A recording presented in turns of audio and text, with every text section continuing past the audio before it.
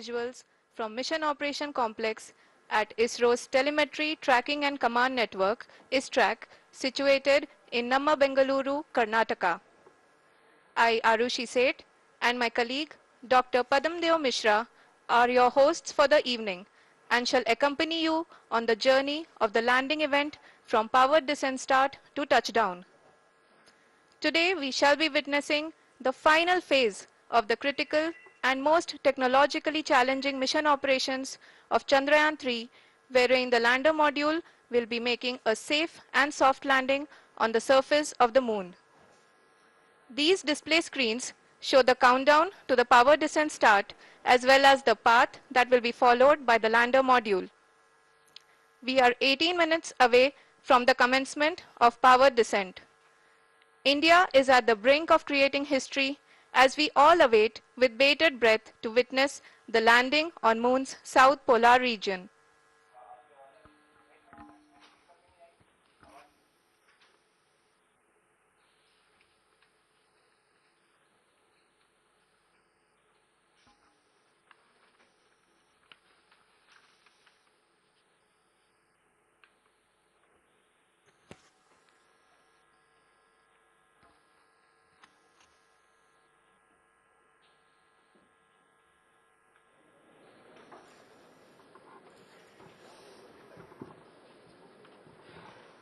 इसरो का पहला moon mission Chandrayaan one अक्टूबर 2008 में पीएसएलवी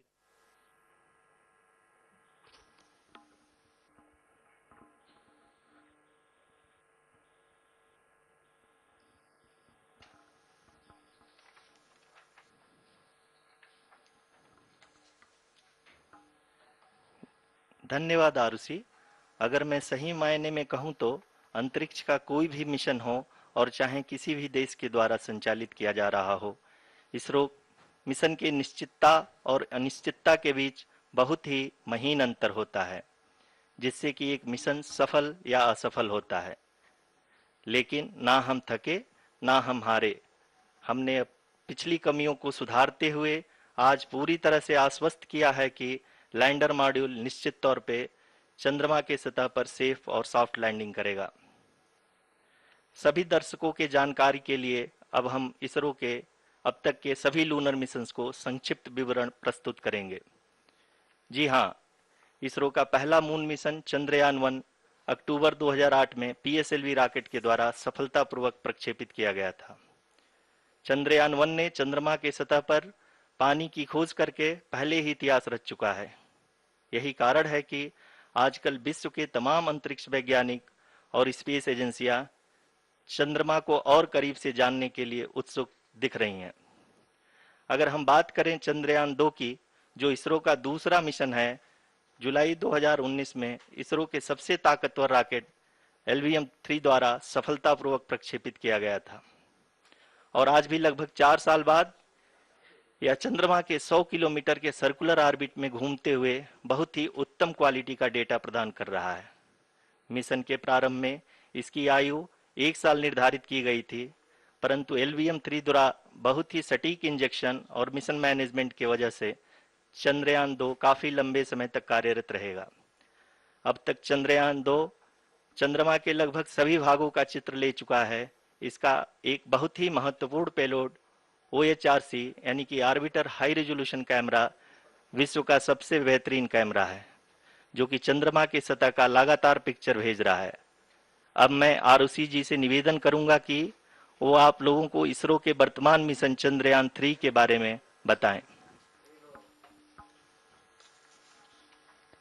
अभी आपने मिश्रा जी के द्वारा सुना इसरो के अब तक के लूनार मिशंस का विवरण। अब चलते हैं towards Chandrayaan-3, the follow-up mission of Chandrayaan-2, which has been designed to accomplish our mission goals. The primary objective of Chandrayaan-3 mission is the demonstration of safe and soft landing on the lunar surface. This demonstration is a critical aspect for ISRO's future interplanetary missions.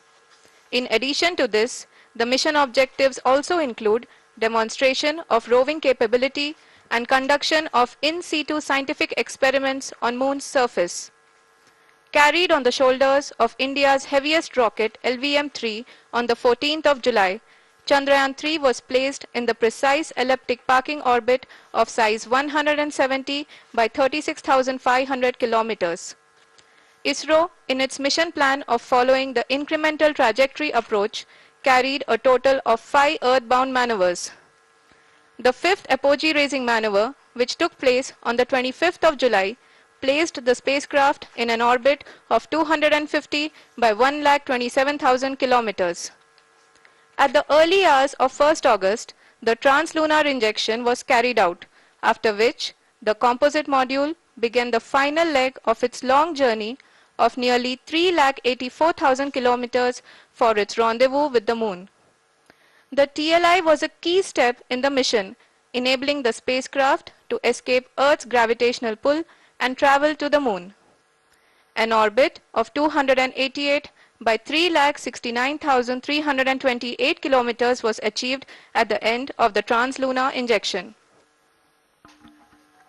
जी हाँ, translunar injection किसी भी interplanetary mission के लिए बहुत ही आवश्यक परंतु कठिन operation होता है। इस सफल मैन्यूवर के बाद चंद्रयान-3 पृथ्वी से दूर निकलकर चंद्रमा के प्रभाव क्षेत्र में एक हाइपरबोलिक ट्रैजेक्टरी के द्वारा पहुंचाया गया। पुनः 5 अगस्त 2023 को लूनर ऑर्बिट इंसर्शन के द्वारा चंद्रयान-3 को 160 किलोमीटर के पेरीलून और 18,000 किलोमीटर के अपोलून के साथ चंद्रमा के इलिप्टिकल ऑर्बिट में स्थापित कर दिया गया। टीएलआई के तरह एलओआई भी एक बहुत जटिल ऑपरेशन होता है। इसमें हमें यह ध्यान देना आवश्यक होता है कि उपग्रह के वेगमान को एक निश्चित बिंदु से घटाया जा सके, अन्यथा उपग्रह चंद्रमा के प्रभाव क्षेत्र से बाहर निकल जाएगा। एलओआई के सफलतापूर्वक परिचालन के बाद चंद्रयान-3 की कक्षा को 4 बार और परिवर्तित किया गया। इस दौरान चंद्रमा की अधिकतम ऊंचाई को घटाकर 160 किलोमीटर कर दिया गया। इस पूरी प्रक्रिया में प्रपल्सन मॉड्यूल का लगभग 755 किलोग्राम ईंधन का उपयोग हुआ और चंद्रयान-3 के वेगमान को लगभग 850 मीटर प्रति सेकंड कम कर दिया गया। लैंडर मॉड्यूल को लगभग 150 किलोमीटर के सर्कुलर ऑर्बिट में स्थापित करने के बाद 17 अगस्त 2023 को प्रपल्सन मॉड्यूल से अलग कर दिया गया। पुनः लैंडर मॉड्यूल के ऑर्बिट को 2 डीबूस्ट मैन्यूवर्स के द्वारा 150 किलोमीटर के सर्कुलर ऑर्बिट से घटाकर 25 गुणे 130 किलोमीटर के एलिप्टिकल ऑर्बिट में स्थापित कर दिया गया। इस दौरान यह भी सुनिश्चित कर दिया गया कि 800 न्यूटन के चारों थ्रटेबल थ्रस्टर्स पावर डिसेंट के समय किसी भी चुनौती का सामना कर सकें। लैंडर मॉड्यूल इस ऑर्बिट में 4 दिन तक चंद्रमा की परिक्रमा करता रहा ताकि इसके सभी सब सिस्टम को पावर डिसेंट से पहले कार्यात्मक रूप से वेरीफाई और वैलिडेट किया जा सके। इस दौरान चंद्रयान-2 और लैंडर मॉड्यूल की आपस में बातचीत भी हो चुकी है। और संक्षेप में अब तक की यात्रा की बात करें तो लैंडर मॉड्यूल अब तक 21 बार पृथ्वी के और लगभग 120 बार चंद्रमा का चक्कर लगा चुका है और इस पूरी यात्रा में लगभग 55 लाख किलोमीटर की यात्रा भी पूरी कर चुका है। अब तक के इस पूरे अभियान में यह भी सुनिश्चित किया गया कि सारे ऑर्बिट मैन्यूवर्स इस प्रकार किए जाएं कि लैंडिंग साइट पावर डिसेंट की शुरुआत से ही लैंडर के ऑर्बिटल प्लेन में बना रहे।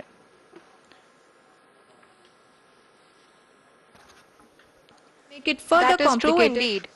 We have arrived at the crucial juncture wherein the orbit plane contains the desired landing site at the start of powered descent.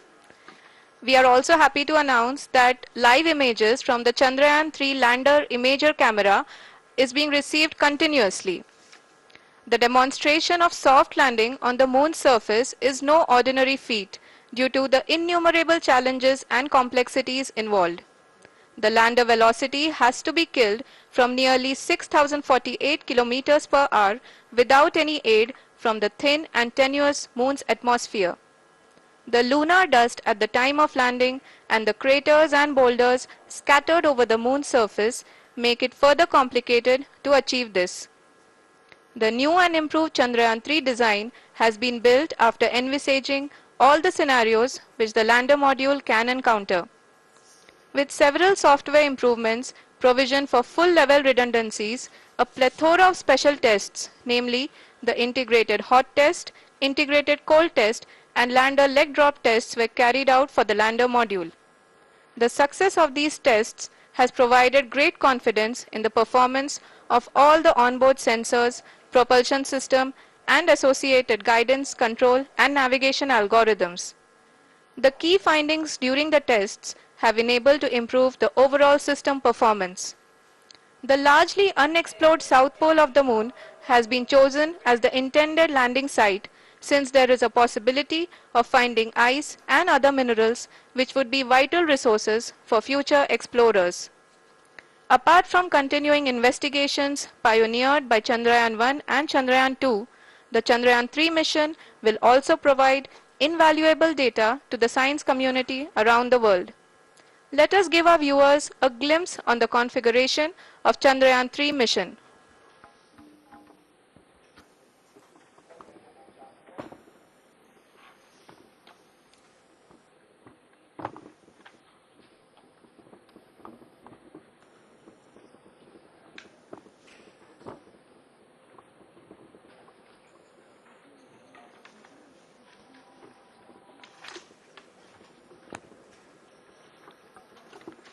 Chandrayaan 3 का मिशन प्लान लगभग चंद्रयान 2 के तरह ही बनाया गया है।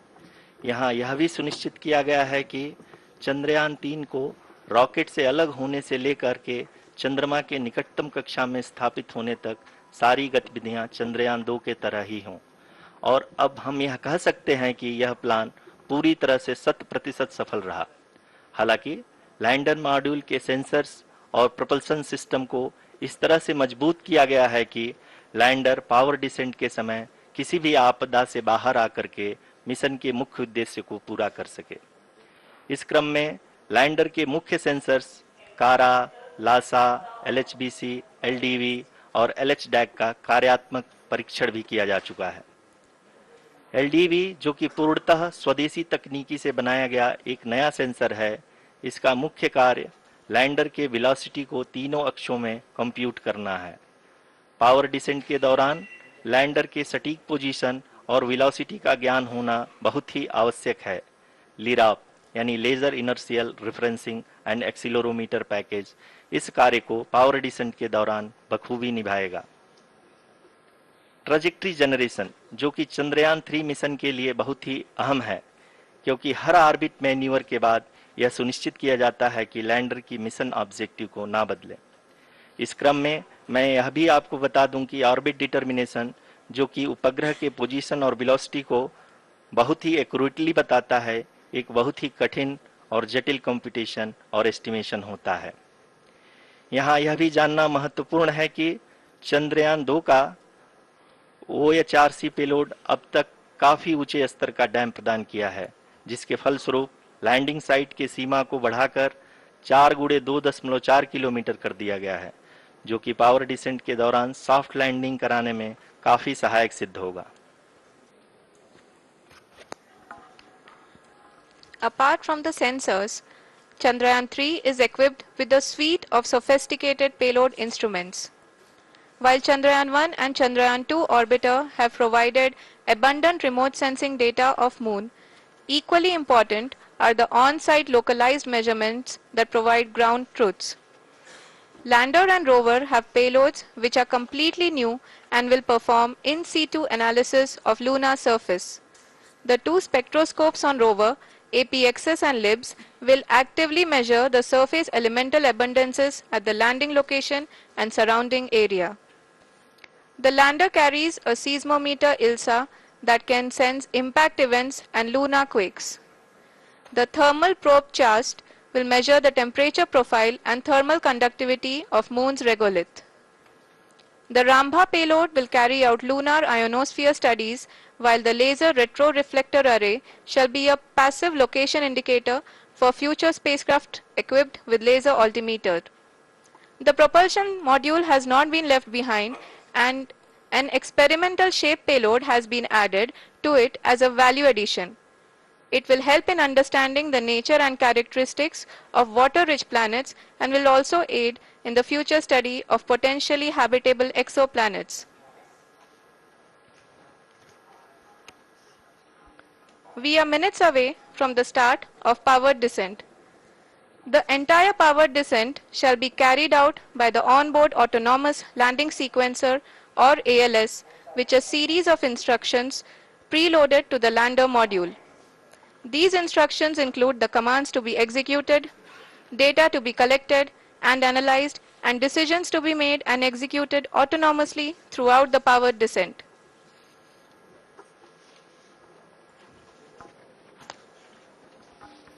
जी हाँ, अब हम पावर डिसेंट के बहुत ही करीब आ चुके हैं। हम आपको बताते चलें कि पावर डिसेंट को कुल 4 चरणों में बांटा गया है। सबसे पहले आता है रफ ब्रेकिंग फेज, जिसमें लैंडर की ऊंचाई को चंद्रमा की सतह से 30 किलोमीटर से घटाकर 7.4 किलोमीटर कर दिया जाएगा। इस पूरी प्रक्रिया को पूरा करने में लगभग 11.5 मिनट लगेगा और इसका समानांतर वेग 1680 मीटर प्रति सेकंड से घटाकर 358 मीटर प्रति सेकंड हो जाएगा। We have continuous flow of lander telemetry data from ISRO's Deep Space Network IDSN-32 located in Belalu, Bengaluru. The data is being acquired real time by station and is flown to the mission operation complex through our communication links. In addition to it, we also have support from ESA and JPL DSN stations.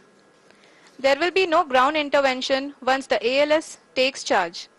The preparation for today's event had started 48 hours before, wherein various pre-selections and uplinking of parameters for the autonomous landing sequence were carried out. The whole descent is divided into 4 phases: the rough braking phase, the attitude hold phase, fine braking phase, and the local navigation phase or the terminal descent phase.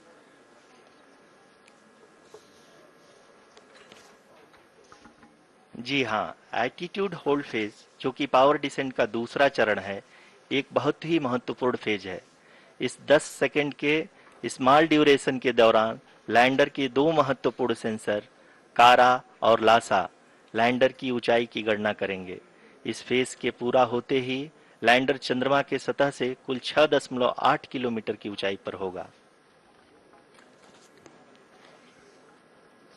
During the rough braking phase, the lander velocity shall be brought down from 1680 meters per second to 358 meters per second. The altitude will be brought down from 30 kilometers to 7.4 kilometers at the end of rough braking.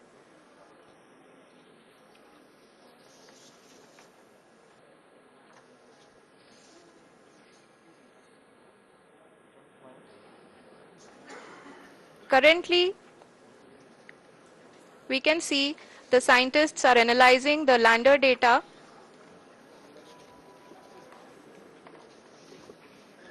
जी हाँ, हम ये देख सकते हैं कि mission operation complex रूप में बैठे सभी वैज्ञानिक ये जो भी डेटा देख रहे हैं वो डीप स्पेस नेटवर्क आईडीएसएन 32 के द्वारा प्रोवाइड किया जा रहा है।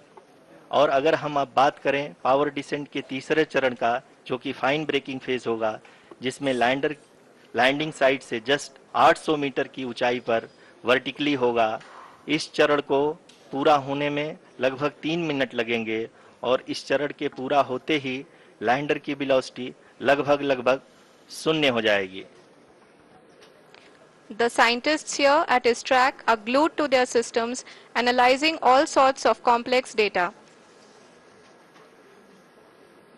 We are very close to the powered descent, to the start of the powered descent phase.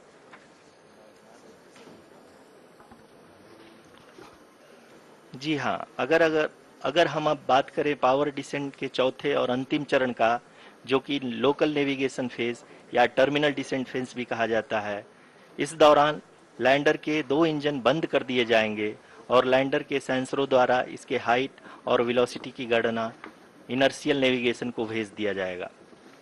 इस दौरान लैंडर 150 मीटर की ऊंचाई को प्राप्त करने के बाद कुल 131 सेकंड लगाएगा। इस पड़ाव पे आने के बाद पुनः लैंडर 22 सेकंड के लिए हवरिंग करेगा।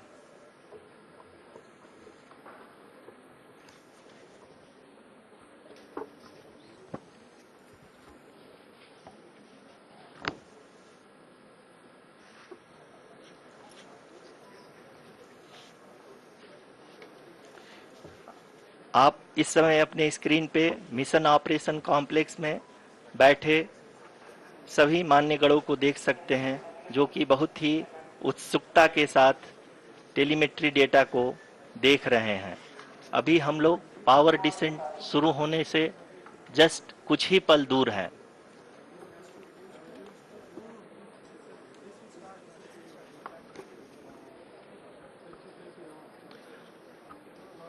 पावर डिसेंट शुरू होने में लगभग 30 सेकंड ही बचा है और हमको ये सारे data mission operation complex room में आईडीएसएन 32 के द्वारा, जो कि लगातार लैंडर के कनेक्शन में बना हुआ है, प्रदान कर रहा है। Dear viewers, the pivotal power descent has begun and the lander module is propelling towards the moon's surface along the intended trajectory.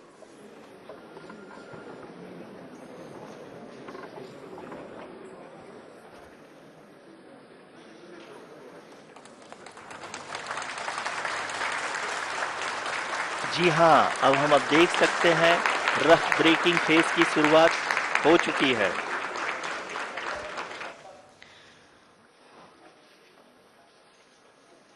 During this rough braking phase, the lander velocity shall be brought down from 1680 meters per second to 358 meters per second.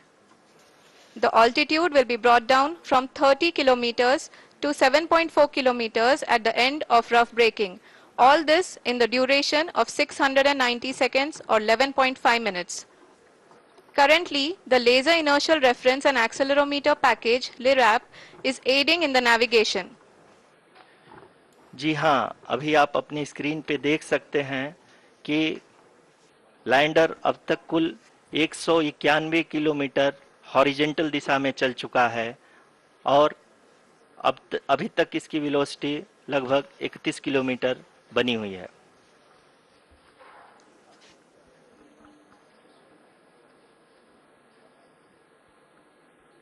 The lander module has traveled a distance of approximately 228 kilometers.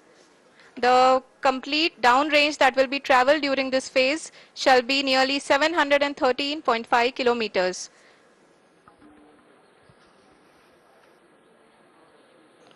जी हाँ, कुल 745 kilometre के इस rough breaking phase में आप देख सकते हैं कि हम लोग लगभग अपनी यात्रा 20% कंप्लीट कर चुके हैं।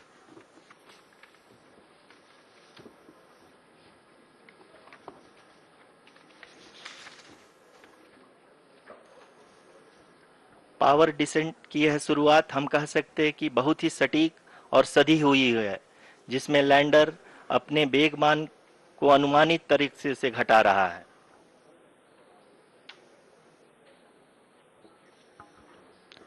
The altitude of the lander module will reduce from 7.4 kilometers to 6.8 kilometers.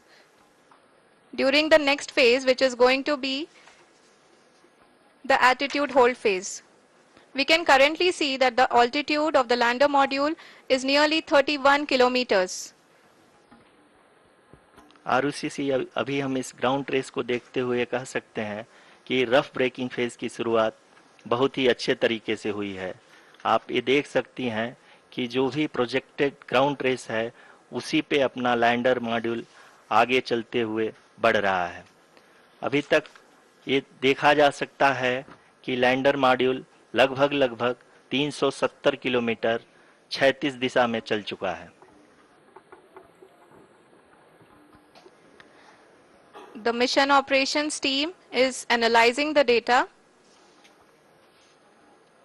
We can all see the seriousness and the concentration with which each and every parameter of the lander module is being analyzed. The performance so far seems to be nominal. जी आरुषि, चूंकि ALS activate किया जा चुका है, इसलिए ground से कोई commanding नहीं की जा रही है। इस दौरान आपके स्क्रीन पे सारे डेटा इसरो के डीप स्पेस नेटवर्क से रियल टाइम में आ रहे हैं। इस मिशन में सेकेंड और थर्ड ऑर्डर गाइडेंस पॉलिनोमियल का प्रयोग हुआ है, जो कि इनर्शियल थ्रस्ट और एंगल के हमेशा सुनिश्चित करेगा। During the entire descent, there is no ground intervention as the ALS has taken charge. The preparation for today's event had started nearly 48 hours before, wherein various pre-selections and uplinking of parameters were done. We can see that the vertical velocity of the lander module has been brought down. It is continuously coming down. And the ALS had already been initiated 1 hour before the scheduled time of the power descent start. Following this, the throttleable engine electronics module, the TECM, was switched on and lander was oriented to the favorable attitude. जी हाँ, आप अपनी screen पे देख सकते हैं कि lander module जिसकी शुरुआत में वेलोसिटी 1680 मीटर पर सेकंड थी, लगभग 1150 मीटर पर सेकंड हो चुकी है, जो कि एक बहुत ही मैजेस्टिक शुरुआत कही जा सकती है इस रफ ब्रेकिंग फेज के लिए।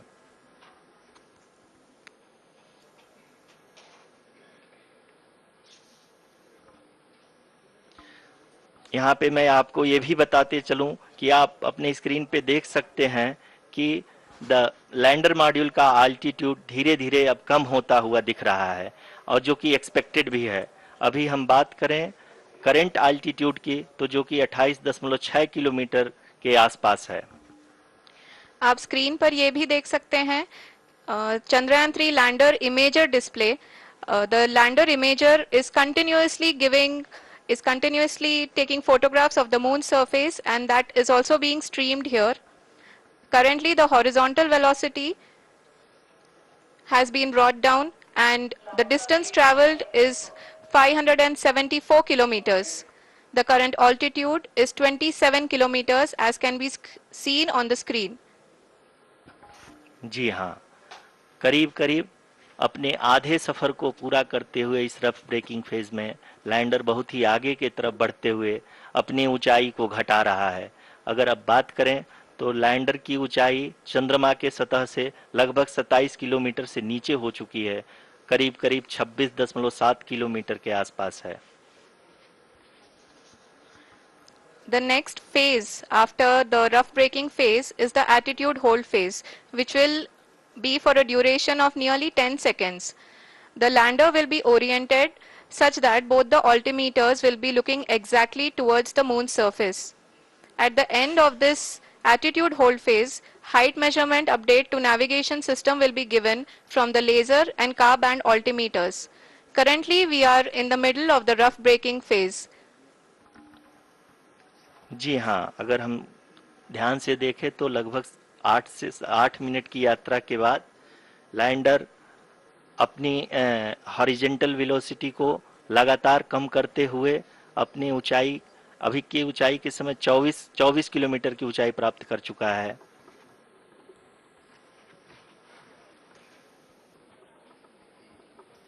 अब तक के आंकड़े को देखते हुए हम कह सकते हैं कि लैंडिंग पूरी तरह से नॉमिनल है। यहाँ पर हम देख सकते हैं कि हॉरिजेंटल वेलोसिटी लगातार कम होती हुई दिख रही है।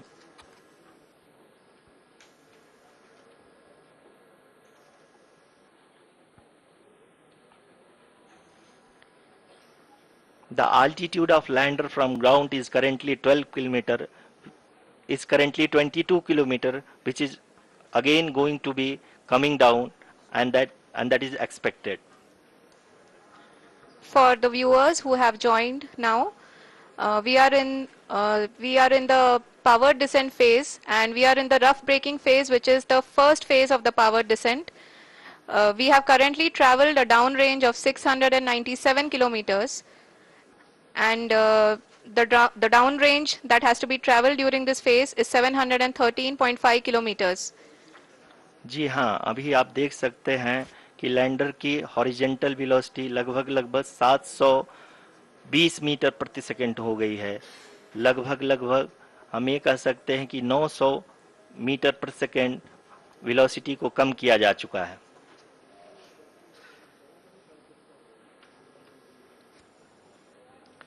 At the same time, we can see the altitude of the lander is just 17.8 kilometer from the moon surface, which is going to be around 7.4 at the end of the rough braking phase.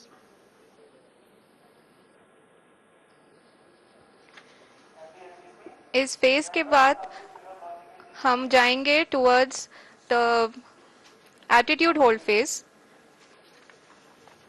where we will be expecting sensor update from the laser and car band altimeters.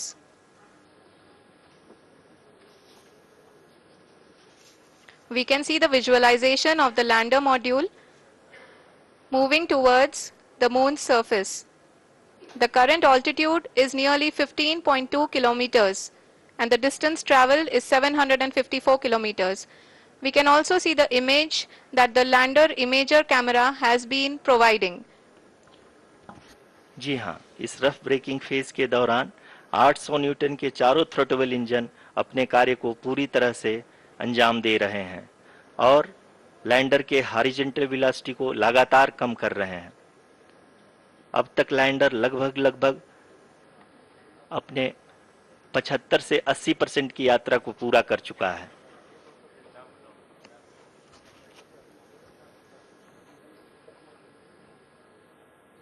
After the rough braking and the attitude hold phase, we shall be having the fine braking phase, which will continue for nearly 3 minutes. The whole phase is being driven by the autonomous landing sequencer and there is no intervention from ground. जी हाँ आरुषि, अभी आप अपनी screen पे देख सकती हैं कि जो करंट आल्टीट्यूड है चंद्रमा के सतह से लगभग 10 किलोमीटर के आसपास है। जी हाँ, हम अपने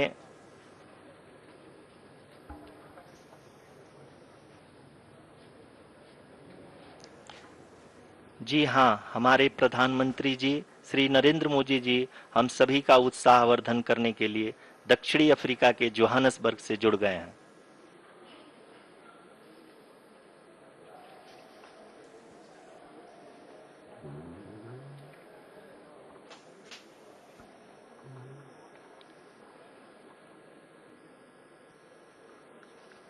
Yes, we are privileged to have with us Honorable Prime Minister of India, Shri Narendra Modi ji, who has joined us from South Africa's Johannesburg to encourage us.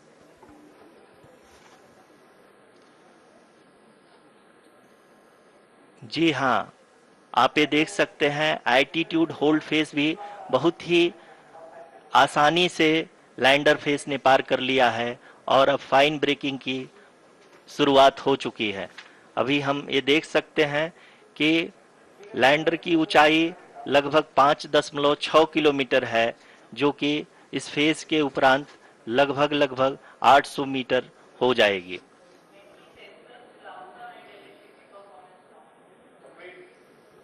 We can hear from the mission operations team that the sensors are performing nominally and we are currently in the midst of the fine braking phase, which is going to continue for 3 minutes and the altitude is going to be reduced to nearly 800 meters at the end of this phase. जी हाँ, जैसा कि आरुषि जी ने बताया कि लगभग 3 minute के उपरांत lander की हाइट लगभग 800 मीटर वर्टिकली होगी और यहाँ पे लैंडर की horizontal velocity, vertical velocity, even down range भी लगभग शून्य होगा। We can see the visual of the lander module and we can see that the downrange traveled is nearly 831 kilometers.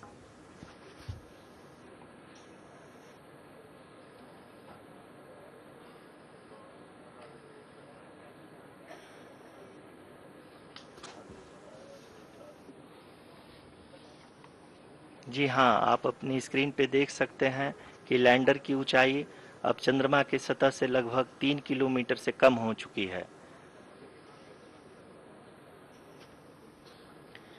We are very close to the moon's surface, nearly 2.6 kilometers as we can see.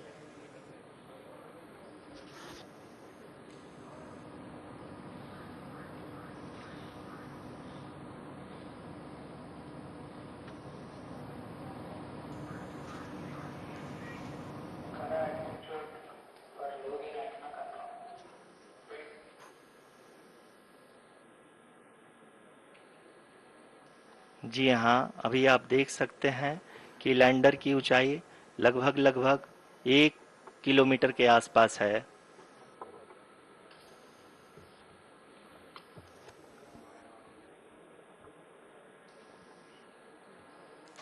We are nearing the final phase of the power descent, which is going to be the vertical descent phase or the local navigation phase. जी हाँ, अब हम fine breaking waves के एकदम करीब आ चुके हैं। हाँ, आप तालियों के गड़गड़ाहट से सुन सकते हैं कि हम लोगों ने तीसरे चरण को भी बहुत ही सफलतापूर्वक हासिल कर लिया है और अभी हम वर्टिकल डिसेंट फेज में आ चुके हैं, जिसकी शुरुआत भी बहुत ही अच्छे ढंग से हो चुकी है।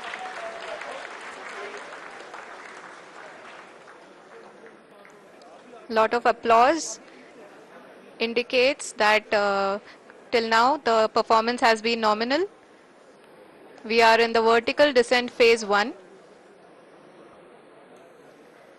The altitude is being brought down from 800 meters and we are nearing and approaching the lunar surface. जी, आप अपने स्क्रीन पे देख सकते हैं कि लैंडर का हाइट लगातार कम होता जा रहा है। इस समय हम लैंडिंग साइट के जस्ट ऊपर हैं और इस समय इसकी ऊंचाई लगभग लगभग 600 मीटर के आसपास है। इस फेज के दौरान लगभग 150 मीटर के ऊंचाई पे पहुंचने के बाद लैंडर अगेन लगभग 20 से 22 सेकंड के लिए हॉवरिंग करेगा। We are above the landing site. The horizontal as well as the vertical velocity is now being constantly reduced and the lander module has begun its descent towards the landing site.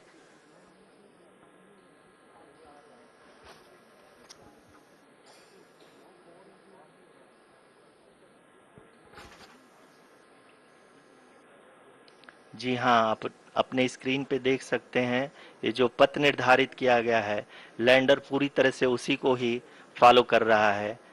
इस समय हम लगभग 200 metre की height से भी कम आ चुके हैं।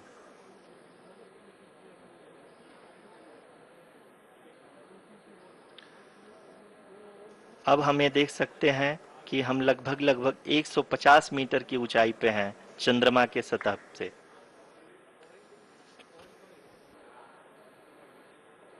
We are approaching the vertical descent phase 2, which will have the lander module hovering at nearly 150 meters above ji the हाँ, lunar surface. जी हाँ, आप इस तालियों के गड़गड़ाहट को सुन सकते हैं जो कि सेकंड हाइवरिक फेज के कंप्लीट होने के बाद इन सारे वैज्ञानिकों के द्वारा की जा रही है।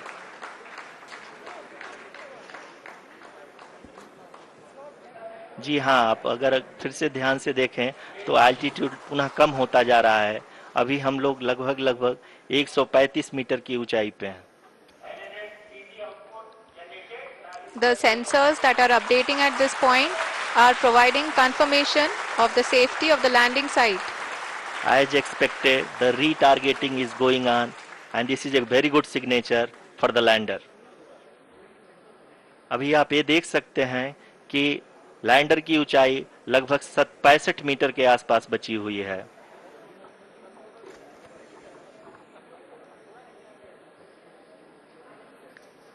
Currently, only 2 engines are now being fired and we are nearly at zero velocity, vertical and horizontal. We were hovering and now we are approaching the moon's surface.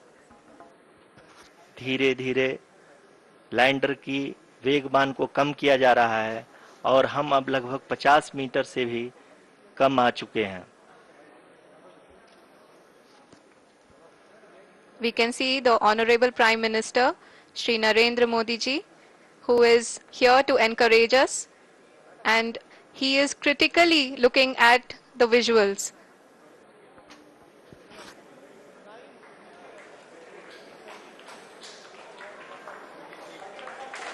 जी हाँ, आप अपनी स्क्रीन पे देख सकते हैं कि हम lander module people are applauding. Let lander us all module wait to hear from the Secretary Department of Space and Chairman ISRO, Shri S. Somnath. Lander module पूरी तरह से सेफली और सॉफ्टली चंद्रमा के सतह पे लैंड हो चुका है। ये हम लोगों के लिए बहुत ही गर्व की बात है। हिंदी में एक कहावत है कि चंदा मामा दूर के, लेकिन अब हम ये कह सकते हैं कि चंदा मामा अपने घर के। बहुत ही उम्दा. The hard work of the entire ISRO community has come to fruition.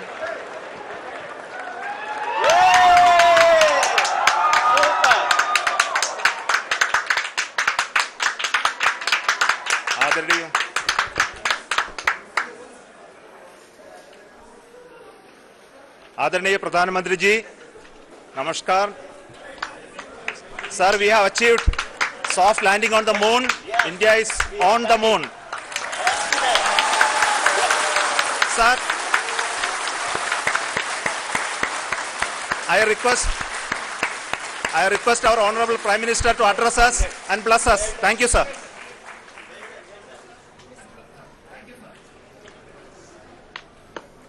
मेरे प्यारे परिवारजनों,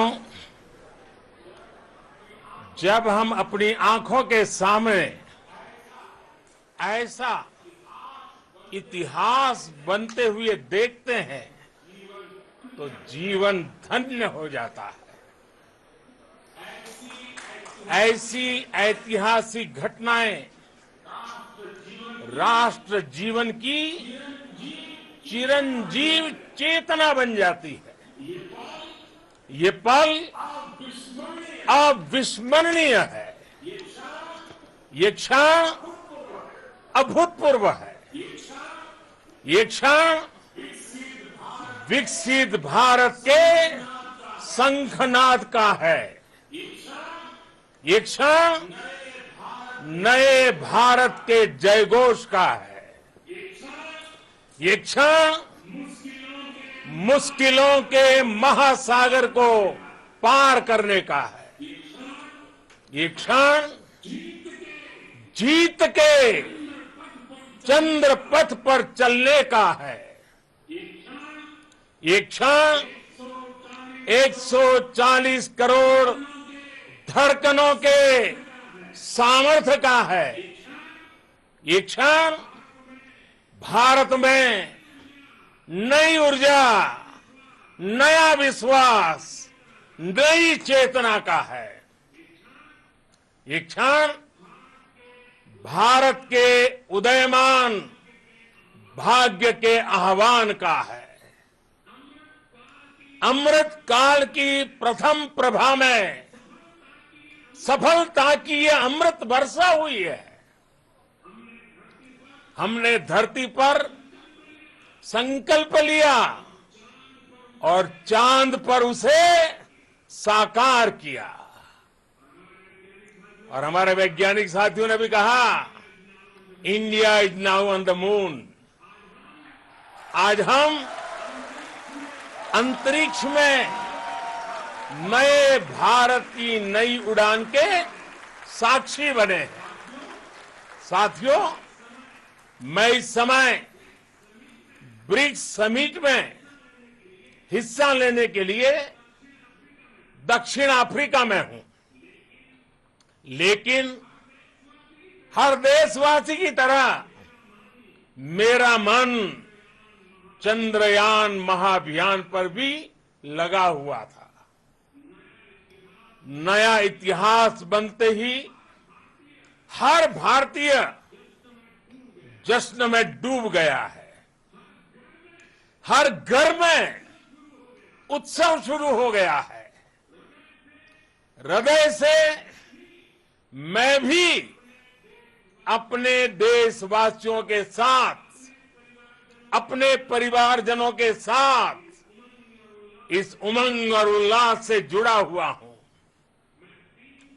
मैं टीम चंद्रयान को, इसरो को और देश के सभी वैज्ञानिकों को जी जान से बहुत बहुत बधाई देता हूं, जिन्होंने इस पल के लिए वर्षों तक इतना परिश्रम किया है। उत्साह, उमंग, आनंद और भावुकता से भरे इस अद्भुत पल के लिए मैं 140 करोड़ देशवासियों को भी कोटि कोटि बधाइयां देता हूं।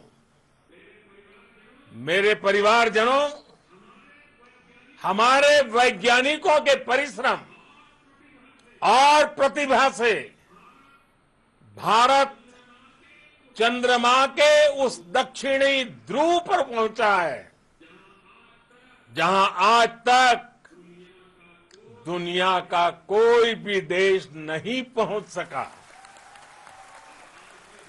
अब आज के बाद से चांद से जुड़े मिथक बदल जाएंगे, कथानक भी बदल जाएंगे और नई पीढ़ी के लिए कहावतें भी बदल जाएगी। भारत में तो हम सभी लोग धरती को मां कहते हैं और चांद को मामा बुलाते हैं। कभी कहा जाता था चंदा मामा बहुत दूर के हैं, चंदा मामा बहुत दूर के हैं। अब एक दिन वो भी आएगा जब बच्चे कहा करेंगे चंदा मामा बस एक टूर के हैं। Friends, on this joyous occasion, I would like to address all the people of the world, the people of every country and region. India's successful moon mission is not just India's alone. This is a year in which the world is witnessing India's G20 presidency. Our approach of one earth, one family, one future is resonating across the globe. This human-centric approach that we present and that we represent has been welcomed universally. Our moon mission is also based on the same human-centric approach. Therefore, this success belongs to all of humanity, and it will help moon missions by other countries in the future. I am confident that all countries in the world, including those from the global south, are capable of achieving such feats. We can all aspire for the moon and beyond. मेरे परिवारजनों, चंद्रयान महाअभियान के ये उपलब्धि भारत की उड़ान को चंद्रमा की कक्षाओं से आगे जाएगी।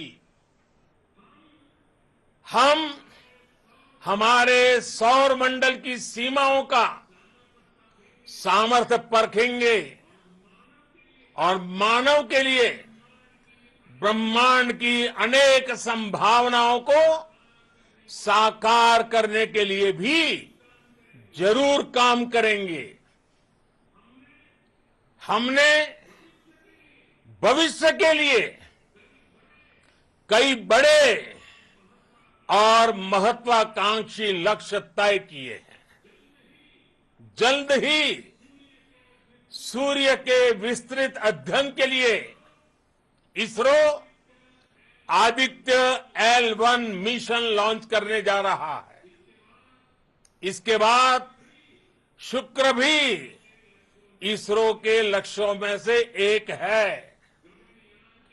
गगनयान के जरिए देश अपने पहले ह्यूमन स्पेस फ्लाइट मिशन के लिए भी पूरी तैयारी के साथ जुटा है। भारत बार बार ये साबित कर रहा है कि sky is not the limit. साथियों, साइंस और टेक्नोलॉजी देश के उज्जवल भविष्य का आधार है। इसलिए आज के इस दिन को देश हमेशा हमेशा के लिए याद रखेगा। यह दिन हम सभी को एक उज्जवल भविष्य की ओर बढ़ने के लिए प्रेरित करेगा। ये दिन हमें अपने संकल्पों की सिद्धि का रास्ता दिखाएगा। ये दिन इस बात का प्रतीक है कि हार से सबक लेकर जीत कैसे हासिल की जाती है। एक बार फिर देश के सभी वैज्ञानिकों को बहुत बहुत बधाई और भविष्य के मिशन के लिए ढेरों शुभकामनाएं। बहुत बहुत धन्यवाद।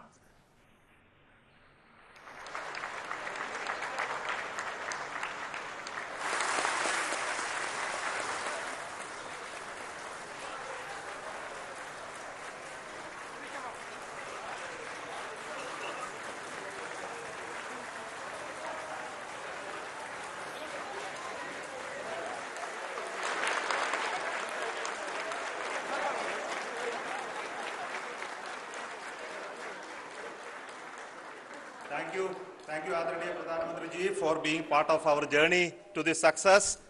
And let me take this opportunity to thank the people behind this mission, the project director of Chandrayaan-3. He is here. Veera Muthuvel, congratulations to you. The associate project director, Kalpana, and the mission operations director, Srikanth. And the satellite was built at your house satellite center, Shankar and the director.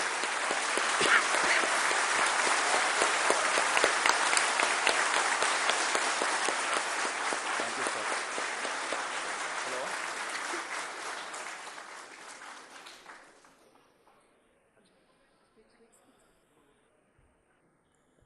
It's a great moment of happiness on behalf of team. It gives me immense satisfaction on achieving this goal as a project director of this mission. The entire mission operations, right from launch till landing, happened flawlessly as per the timeline, and we became the 4th country to demonstrate the soft landing onto the moon surface, and we became the first country to go to near to the south pole of the moon.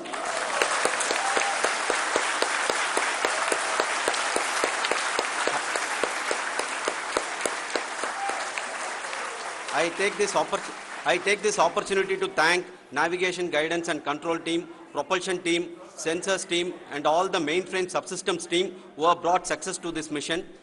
I also take the opportunity to thank the Critical Operations Review Committee for thoroughly reviewing the mission operations right from launch till this date. The target was on spot because of the review process. I also thank the ISRO higher management, right from Chairman ISRO, Director URSC and all the center directors and higher ISRO officials. And finally, my thanks to the Chandrayaan-3 project executives spread across the ISRO centers. Thank you.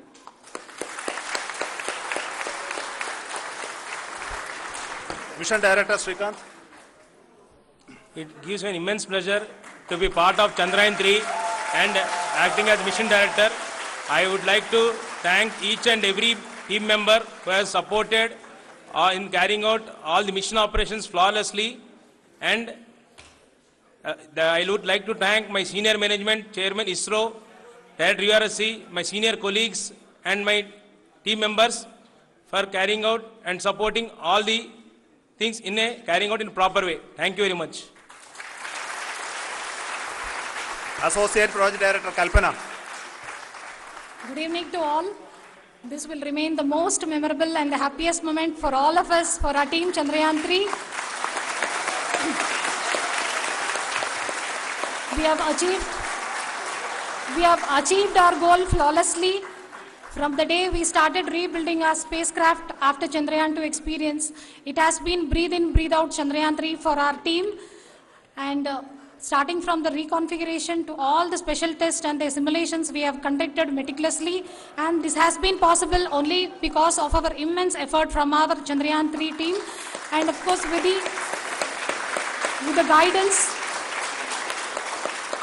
the guidance from our Chairman ISRO, our directors and all our experts.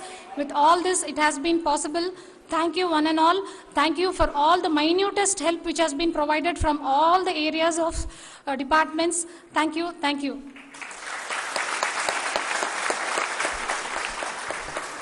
Now, Chandrayaan-3 is a result of the work done by thousands of scientists, engineers, our staff and industries and support team across ISRO and other places, other institutions. And Shankaran has been the lead of the center which integrated all of these efforts in the last so many years. So I request him to speak on behalf of all of you.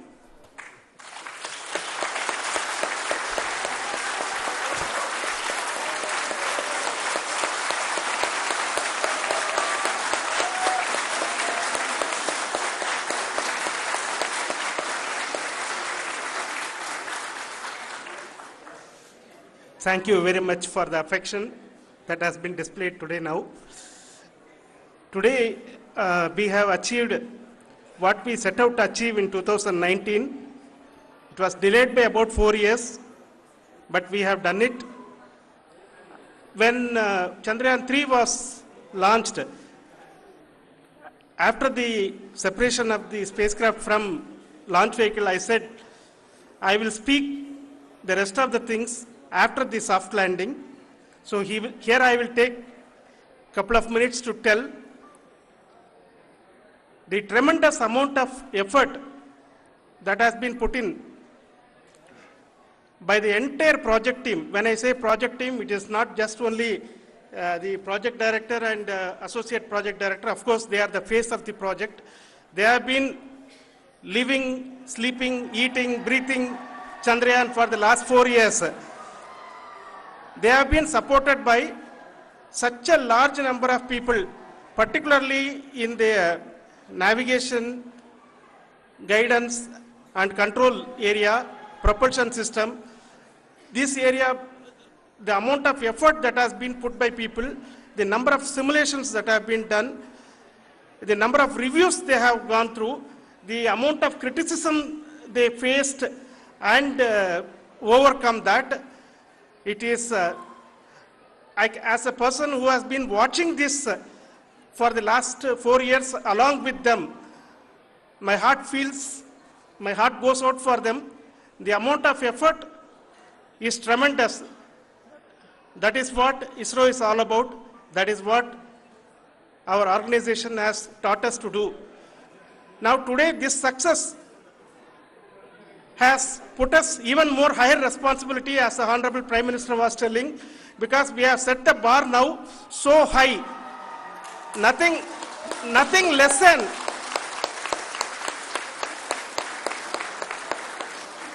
less spectacular than this is going to be inspiring for any of us in the future. So as the Honorable Prime Minister mentioned, we will be now looking at putting the man in space, putting a spacecraft around Venus and landing a craft in Mars. Work on all these activities are going on for a few years, and this success today will inspire us and will spur us to take those efforts even more strongly, so that we will make our country proud again and again and again. Thank you very much for every one of you who have directly or indirectly participated in this mission, encouraged us, intentionally or unintentionally helped us in all for every one of you. A big thank you, because even casual remark, an unintended point can help a person who is striving to reach a goal. The person who is making that remark may not have meant it that way, but sometimes it can ignite that's why I said that even unintended help is very, very, very welcome, and we are very, very thankful for that. Thank you, Team ISRO, for supporting all of us. The amount of affection we received when this mission came into this final stage, the number of people who gave us confidence that nothing can go wrong and this is going to be successful. In fact, I was not that much confident because we have seen a couple of times issues. Because I know very well as a person who has been doing in this domain for 36 years, I know there are thousands of things. Any of that can anytime go wrong and derail. But so many of the people, because that I only see as the reflection of the effort we have put, that people are so happy to see this effort and they want us to succeed. It is not that they know that we are going to succeed. The people want us to succeed. So thank you very much for everyone for your love and affection. We will continue to do our best and make our flag fly, ISRO's as well as India's flag fly high. Thank you very much.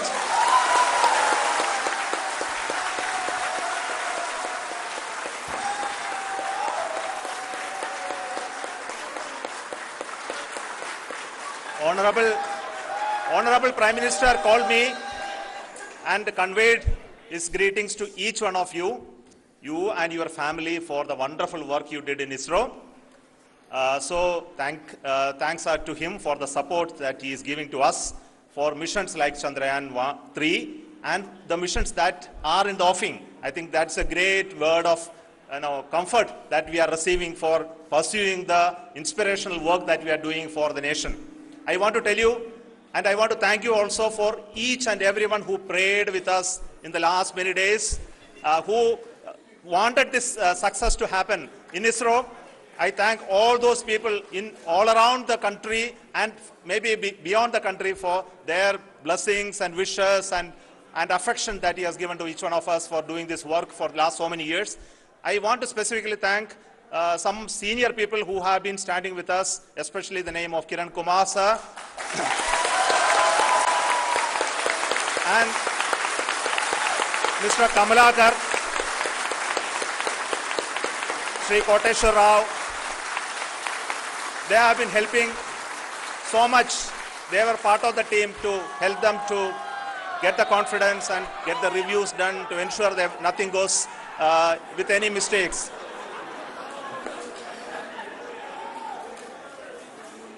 And of course, this is not the work of us alone. This is a work of a generation of ISRO leadership and ISRO scientists. And this is a journey we started in Chandrayaan-1, continued in Chandrayaan-2, and Chandrayaan-2 craft is still working and doing a lot of communication work with us. And all the team that contributed to building Chandrayaan-1 and Chandrayaan-2 should be remembered and thanked while we celebrate Chandrayaan-3. And this is an incremental progress and definitely a great, huge one it is. And thank you so much for all the support and work that you have done. Thank you.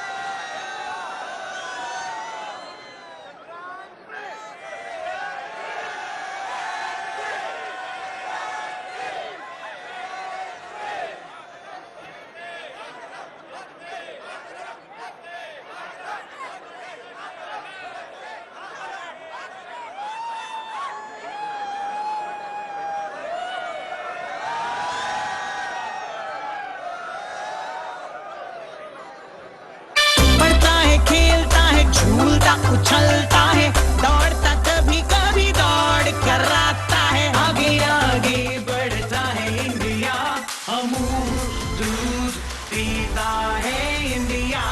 Yet another giant leap for the world. A proud